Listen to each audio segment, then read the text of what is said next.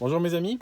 Je viens pour un petit commentaire de news. Je vais essayer de me discipliner et faire ça chaque début de semaine. Alors, la première chose dont je voulais vous parler, c'est cette histoire de fake news. Alors, le mot fake news, la première fois qu'il a été utilisé, c'était par Hillary Clinton quand elle a perdu les élections. Et à partir de là, toute la presse s'est mise au diapason, comme d'hab. Il suffit qu'un homme politique lâche un truc, et puis ça devient une sorte de leitmotiv qu'il répète sans arrêt.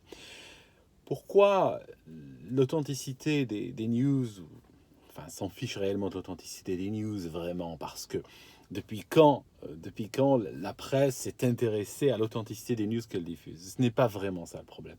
Le problème, c'est que fake news, c'est toutes les news qui n'arrangent pas le camp de gauche. Hein. Tu dis par exemple qu'il y a des migrants qui ont violé des femmes en Allemagne à la gare auprès de la gare de Cologne, au Nouvel An. On va te dire c'est une fake news, jusqu'au moment où on n'arrive pas à te dire que c'est une fake news parce que ça rentre pas dans leur agenda, tout simplement. Et après, on te dit, bah c'est vrai, quoi. Bon, c'est vrai, mais bon, casse-toi, t'es un raciste. Ok. Si vous voulez, l'histoire, c'était toujours utiliser la carte du racisme. Maintenant que la carte du racisme commence à être émoussée, ils cherchent à avoir une case avant le racisme. Donc avant le racisme, c'est fake news. Une fois qu'elle est établie, ça devient racisme. Pourquoi c'est important pour vous en Occident? Je vous explique un truc, parce que si vous comparez à nous dans les pays dits arabo-musulmans, nous avons un déficit démocratique, vous en avez aussi. Mais notre déficit à nous ne s'exprime pas de la même manière que le vôtre. Je vous explique. Dans les pays arabo-musulmans, euh, généralement, les autorités s'en fichent complètement de ce que tu penses. Hein, pourquoi? Parce que à la fin, nous avons soit des présidents qui sont là à vie, ok. Les élections, quand ils daignent organiser des élections, les urnes sont bourrées, les résultats sont évidemment truqués. Il y a des endroits où c'est des barbouzes, des flics en civil ou autres qui viennent montrer une carte et puis ils prennent l'urne à la fin de la journée et puis ils te communiquent plus tard ce qu'il y avait dedans. Donc, je veux dire, dans les pays du Sud, on s'en fiche vraiment de ce que le citoyen pense. Le citoyen a bon penser ce qu'il pense, ils font ce qu'ils veulent, ils restent au pouvoir. C'est simple. Si vous voulez, dans un contexte pareil, on peut avoir l'impression que la presse est plus libre au Sud.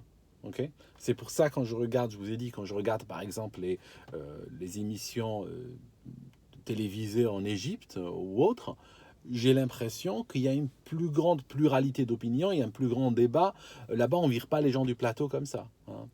Il y a eu des bagarres sur des plateaux, hein, ils en sont arrivés aux mains des fois, hein, mais il y a pas ce gars qui dit ah, ces propos sont intolérables, je ne peux pas le supporter, je sors. Ça n'existe pas, ça c'est purement français. Alors, en Occident, on ne peut pas truquer les élections. C'est plus difficile de truquer techniquement. On ne peut pas arriver à la fin, vous n'avez pas de... Il y a des gens qui comptent, ils sont là, n'importe quel citoyen peut assister au dépouillement et tout ça. Donc c'est plus dur. Il est très important dans ce contexte-là de gérer au millimètre près ce que pensent les gens. Et c'est pour ça que vu que l'Internet prend de plus en plus d'ampleur, vu que les gens ont de moins en moins confiance dans les médias classiques, c'est vrai que les gens qui sont au pouvoir là-haut commencent à s'inquiéter de cette tendance parce que eux ils réfléchissent à long terme. Hein, quand il s'agit de leur gueule, quand il s'agit de la vôtre, ils réfléchissent pas du tout, ils s'en foutent. Mais quand il s'agit de leur gueule, ils se projettent à l'avenir et ils n'ont pas envie justement de perdre complètement le contrôle et devoir s'abaisser à utiliser les mêmes méthodes que le Sud, hein, parce qu'à un moment donné, ça ne tiendra plus. En tout cas, typique, il y a eu une histoire de fake news qui a été débunkée récemment. C'est cette histoire de Théo, ce gars qui aurait été soi-disant violé à dessein par la police. Il y a une vidéo qui vient de sortir. C'est une vidéo qui miraculeusement est sortie alors que elle n'a pas été reconstituée ou autre. C'est une vidéo qui filmait la scène, angle parfait et tout. Elle était disponible, je pense, le jour même de cette affaire. Mais elle a été, je pense, gardée de côté parce qu'elle ne servait pas le narratif qu'il voulait avancer à l'époque. Et vous vous rappelez que le président de la République, Hollande, a été voir le gars et tout ça. Puis après, cette histoire n'a fait qu'apporter des révélations absolument ahurissantes. En tout cas, si on peut dire quelque chose à ce sujet, c'est juste saluer la cohérence totale du régime français. Le régime français est totalement cohérent parce que on voit bien qu'il fait tout pour casser les flics et les empêcher de faire régner un semblant d'ordre dans certains endroits. Et si l'État avait voulu prendre en main ces zones, ou ces quartiers, ou comme vous les appelez, et autres, il l'aurait fait il y a très longtemps. Mais aujourd'hui, l'idée, c'est que affaiblir la police en leur montrant à chaque fois que entre eux et face à quelqu'un qui a un comportement délictueux ou autre, le flic ne pèse pas lourd. Et en Angleterre, par exemple, à Londres, on a aujourd'hui des bandes qui circulent à scooter, qui commettent des vols. Il y a un gars, il a été arrêté, je crois qu'il avait commis une vingtaine de vols en 24 heures, juste pour vous dire, vol avec violence en général. Et la police n'ose pas les poursuivre. Pourquoi? Parce que chaque flic sait, c'est une règle non écrite, que s'il poursuit ces voleurs en voiture, eux ils sont en moto, s'il les poursuit et que ces voleurs venaient à se casser la gueule, la carrière du flic serait terminée. Et il le sait très bien. Donc en général, il les laisse aller, il les touche pas. Ils deviennent intouchables, ils deviennent nos seigneurs littéralement. Nous devons, s'il s'arrête et il condescend à te demander ton iPhone, bah tu fais ça, tu lui tends et tu le remercies. Peut-être qu'il veut ta jaquette, peut-être qu'il veut ta carte, tu lui donnes et tu te tais. Voilà. C'est absolument ahurissant. Et ces voleurs aujourd'hui ont bien compris le phénomène et ils roulent sans casque. Ils roulent sans casque exprès. Ils mettent des cagoules, mais ils ne mettent pas de casque. Pourquoi? Parce que s'ils ne portent pas de casque, les blessures en cas de chute sont plus graves nécessairement. Et donc la police les voit sans casque, disent non, on ne les touche pas. Et il y a aussi dans cette tendance, c'est pas encore chez vous, mais on va voir cela, c'est ce qu'on appelle revenue-based policing. Ça veut dire quoi? Ça signifie qu'on va avoir une police et puis une justice qui travaillent en fonction du revenu.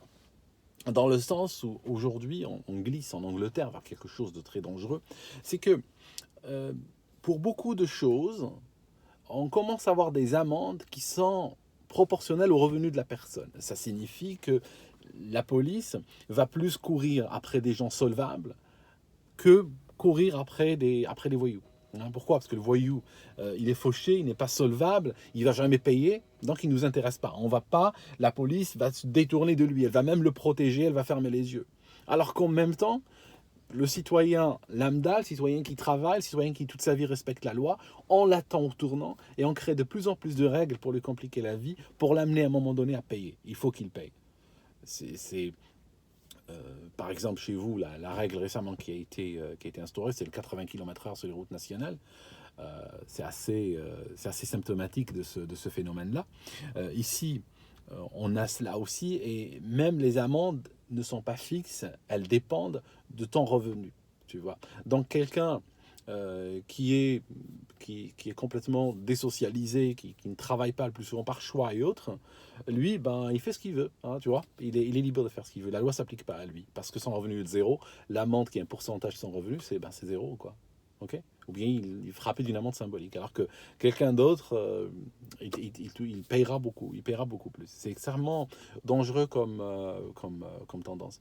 En tout cas, moi, ce que je m'attendais par rapport à ces 80 km/h, je m'attendais à ce que, vu que le développement des voitures ces 30-40 dernières années, leur sécurité s'est améliorée. Nous ne sommes plus quand même à la Peugeot 403. J'espérais voir la limitation de vitesse augmenter pour tenir compte de cela. Aujourd'hui, elle glisse vers le bas encore. Alors, je voulais vous parler de ça, je voulais parler d'autre chose. Il y a des gens, j'ai reçu 2-3 messages de Pologne, où les Polonais sont extrêmement inquiets. Alors, il y a quelque chose qui bouge dans ce sens-là. C'est qu'on les accuse, on accuse la Pologne, soudainement, on leur sort un truc, genre, vous êtes responsable, vous êtes complice de la Shoah. Alors c'est une accusation qui est nouvelle, qui vient comme ça de surgir. Et en fait, je pense qu'il faut s'attendre à ce genre d'accusations, ou des accusations similaires contre la Hongrie, la Pologne et tout ça, parce que tous les pays qui refusent de marcher dans le plan des élites occidentales aujourd'hui. Donc on les terrorise pour qu'ils acceptent de se soumettre. Se soumettre, ça veut dire quoi? Ça veut dire qu'après avoir été plus que 1000 ans à la frontière entre l'Orient et l'Europe de l'Ouest, et après avoir morflé attaque après attaque pendant des siècles, aujourd'hui, aujourd'hui, il faut qu'ils se couchent et qu'ils acceptent donc le multiculturalisme. Ça signifie qu'ils renoncent à ce qu'ils sont, ils renoncent à leur propre culture et puis ils permettent d'être envahis, hein, en particulier, non pas, même pas par une immigration, on va dire, de travail ou une immigration qui a des chances de s'intégrer et tout, non, par une immigration comme celle que vous avez, hein, globalement, quoi, par une immigration qui présente des chances d'intégration quasiment nulles, quoi, dans un pays comme ça. C'est terrible. En tout cas, votre garde du sceau, oui, à propos de cela, tenez, puisqu'on parle de cela, j'aimerais rajouter quand même un truc. Il y a des, il y a des gens, qui m'écrivent ça assez régulièrement. Mein Kampf, le livre Mein Kampf, le livre d'Adolf Hitler, est le livre le plus lu au Maghreb. Bon. Euh, je vais vous dire un truc. Je vais vous dire un truc, mes amis. Quand on me dit ça, ça me rappelle plutôt, ça me rappelle ces gens qui me disent Al-Qaïda ou Daesh ou autres sont une création des Israéliens ou des services occidentaux, de la CIA et autres. C'est eux qui les ont créés, ça n'a rien à voir avec l'islam, il n'y a aucun musulman dedans, c'est que des juifs qui mettent des barbes, qui se déguisent, qui crient Allahu Akbar et qui tuent, et franchement, c'est pas, ça n'a rien à voir avec nous. Okay.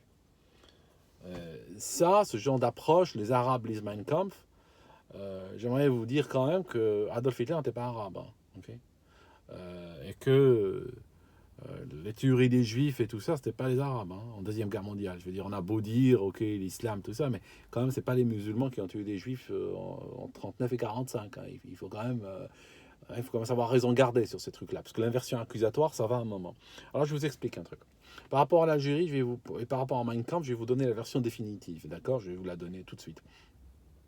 J'ai passé un très grand nombre d'années de ma vie en Algérie. Je pense que j'ai quitté l'Algérie, j'avais 17 ans. Okay, je partais de temps en temps avant, mais réellement, quand je suis parti pour de vrai, j'avais 17-18 ans.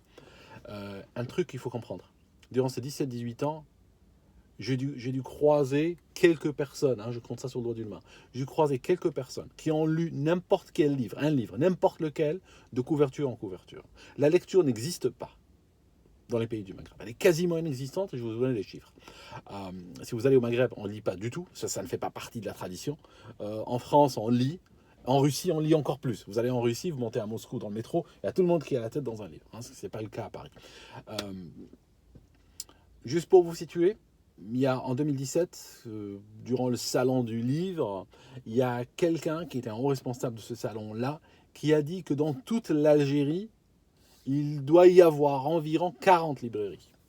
Vous savez combien il y a de wilayas ou de départements en Algérie? Il y en a 48. Il y a 40 librairies. Ça signifie qu'il y a moins d'une librairie par wilaya. Il y en a 40. Okay. Combien y a-t-il d'Algériens? 40 millions. 40 millions d'Algériens se partagent 40 librairies. D'accord? Donc, pratiquement, vous pouvez dire facilement, c'est une part par million, quoi. Il y a une librairie par million d'habitants. Okay. Et je ne vous parle pas des bibliothèques pour emprunter des livres qui sont quasiment inexistantes. Okay. Prenons les États-Unis, par exemple. Ils ont 320 millions d'habitants. Okay. Ils ont 119 000 et quelques. 120 000 points de vente de livres. Vous voyez le rapport? Si les États-Unis avaient le même rapport que l'Algérie, hein, donc librairie par million, ils auraient eu 320 librairies dans tous les États-Unis. 320. Ils en ont 120 000. Okay, au lieu de 320. Donc juste pour vous dire qu'en Algérie, j'aurais bien aimé qu'ils lisent n'importe quoi, qu'ils lisent même de la merde. J'aurais aimé qu'ils lisent. Non, ils lisent pas. D'accord? Juste pour vous expliquer. Donc cette histoire de Mein Kampf qu'ils lisent en Algérie ou qu'ils lisent au Maghreb, oubliez. Je vous dis pas qu'ils sont judéophiles. J'ai pas dit cela. Je peux vous dire qu'aujourd'hui, on trouve des jeunes, au Maghreb, et franchement, dire qu'ils sont judéophobes comme un nazi, c'est réellement, hein, et je vous le dis très sincèrement, être bien en deçà de la réalité. Hein. C'est réellement leur faire une fleur. Hein. C'est réellement les décrire de ce qu'ils ne sont pas. Hein. D'accord? Ok? Ils seraient prêts à bouffer du juif avec leurs propres dents. Hein. Ok? Donc, il faut bien comprendre. Hein. Et ça, D'où ça vient, je peux vous en parler une autre fois. C'est pas le but de la vidéo, parce que la vidéo, mon but, c'est de parler de choses comme ça rapides. Mais c'est vrai que il faut bien comprendre d'où ça vient. Ce n'est pas de la judéophilie parce que ils ont lu judéophobie parce ils ont lu Mein Kampf et puis voilà, ils ont dit ah Hitler dit ça, donc on va détester les Juifs. C'est pas ça du tout, d'accord? C'est une vision extrêmement caricaturale qui ne correspond pas à la réalité. Euh, votre garde des Sceaux, a dit que et ça, c'est vrai que ça m'a fait bondir. Votre garde des Sceaux a dit que si des djihadistes français, des terroristes français étaient condamnés à mort à l'étranger, la France interviendrait. Alors, je vais vous dire un truc, mes amis, extrêmement simple. Votre pays, non seulement il se transforme en pays musulman, mais il se transforme même pas en pays musulman pacifique. Il est en train de se transformer en un pays qui promeut le terrorisme international. Parce que, faisons-le très simple, oublions que c'est la France.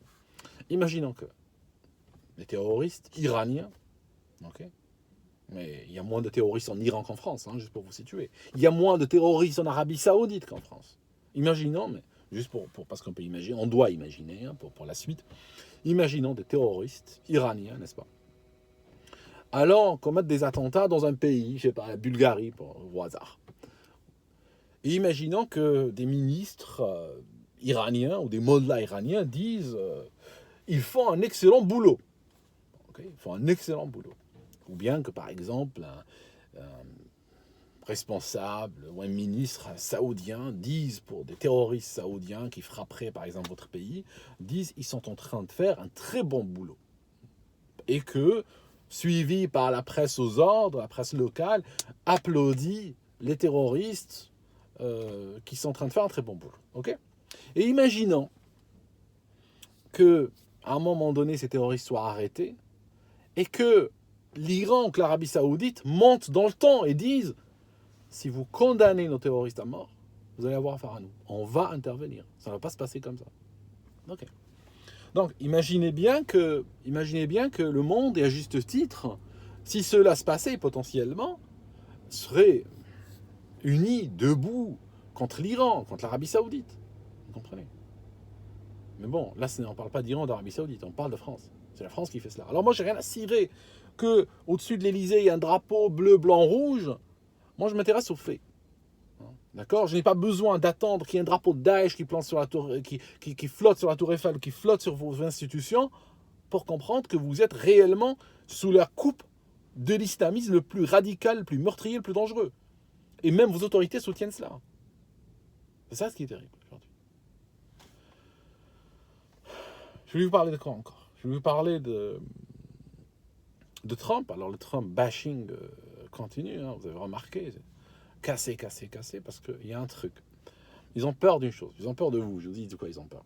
Ils ont peur parce que comme les Américains ont voté anti-système, ils ont élu quelqu'un qui est en dehors du système, qui est en train de servir leur pays réellement et leurs intérêts. C'est vrai qu'ils ont peur d'une chose. Ils ont peur que des pays occidentaux, comme vous par exemple, les Français, ils ont peur que ça vous donne des idées. Vous comprenez?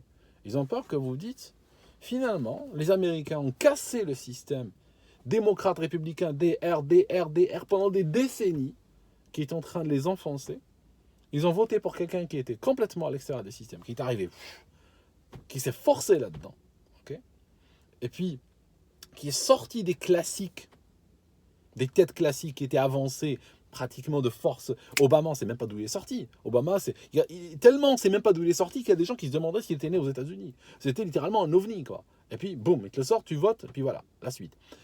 Là, les Américains ont eu le courage de voter quelqu'un qui est venu de l'extérieur du système, qui s'est imposé dans le système, et qui est aujourd'hui en train de les servir leurs intérêts en priorité. Vous avez vu les chiffres du chômage et tout ça, c'est en train de s'améliorer. Donc, la presse, les médias, veulent maintenir le statu quo, veulent maintenir le système qu'il y a chez vous, veulent maintenir le classique système. Et ils ont peur, donc, que vous ne votiez pour quelqu'un comme Trump, pour quelqu'un qui tienne le même discours. Vous n'en avez pas. Il n'y a pas l'équivalent de Trump en France. C'est qui? Ça serait qui, Trump? Front National? Non. Front National n'est pas Trump. Front National, il est plus à gauche, hein, Front National, mis à part le discours sur l'immigration et tout ça, mais si vous lui enlevez le discours sur l'immigration, le Front National est plus à gauche que le PS. Mais plus à gauche que Mélenchon, même. D'accord. C'est un front c'est un parti qui est pour l'étatisme, hein. C'est un parti ultra étatique. Il est pour l'État partout. Tous les problèmes, il les réglera par l'État, par plus d'État. Et ce n'est pas exactement la doctrine de Trump. Donc voilà. C'est vrai que les Français ont voté un outsider, mais Macron. Mais finalement, outsider de pacotille. C'est pas un vrai outsider. C'est quelqu'un qui est en train de continuer les politiques d'avant, mais en fait, il a passé la surmultiplier, lui. Hein. Lui, il a toute la foi de la jeunesse. Hein. Lui, il va pas y aller mollo. Hein. C'est ça. Enfin, c'était juste des choses qui passaient dans ma tête comme ça. Je voulais partager avec vous. Je vais essayer de faire une vidéo comme ça un peu par semaine. Et puis après, selon d'autres sujets qui m'arrivent dans la tête, je vois pas trop bien la caméra. J'ai le soleil dans la face. La dernière fois, il y a un gars, il a commenté, parce que j'ai fait peut-être 2-3 vidéos, puis chaque fois il faisait beau. Puis il a dit, ouais, il fait beau en Angleterre. Et franchement, suite à ce commentaire, je l'avais lu, et on s'est tapé pratiquement une semaine, sans arrêt, de pluie. Donc franchement, ne commentez pas sur le soleil, il est très timide ici, il n'aime pas qu'on parle de lui. Donc voilà. Je vous laisse mes amis.